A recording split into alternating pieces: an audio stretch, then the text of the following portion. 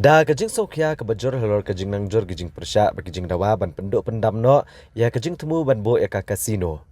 Na kaliang UMLA kejirang konstituensi ubak sostenis sotun hak arpulai terik unailor hajar arpuar. Ulap hak dagador khas yo menteri rang ba kejelau Konrad Kongkal Sangma bandawa ban penmi no da ke notification balaweng bat penduk pendam eka project ban bo eka kasino hak kejela kamtam hak kejirang konstituensi. Ha kedor khas balaai do ba sostenis sotun cho menteri rangba. Lapan pausyai bakene kamat halor ka kasino kalalong shisha ka bakta mat yong bat ka bakta ke jing snow jung kipat ba ke jirang konstituensi.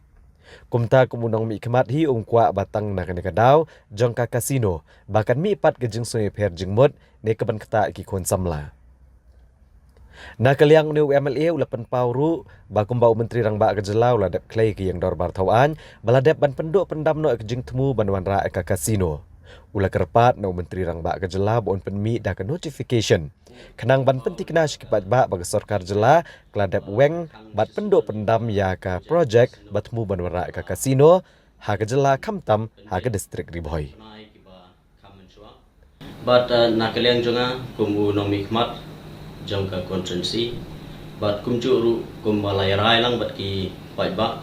ki badon e ka jing persya hagbede bat ka jing thmu na gupta banbu e ka ne ka kasno ha ka area ha ka konsensi ka jongi bat kumjuru ha ka ba naklang ki pai ba bat kumju naklang jongaru kum nong mikmat ngilaya ai ka jing kentien ka jing persya da ka bangila karpat e ka sarkar bahkan weng nak sisendon hagi bede ba kene karai te nak liang ormul chief minister la ai ka jing pensai bat ngaso ban pawi ke jing kublai bat ba ula pau ban khang no sisendon hagi bede ba kene karai te nak liang jonga hagi ne gopor kum UMLA khnang ban clear ki jing mut ki jing berkat bakan sai hakmat ki nangyalam jong ki senjuk kirang wasnong jong kari Riboy district borok kuwai nangta ki nongilam niam borok kuwai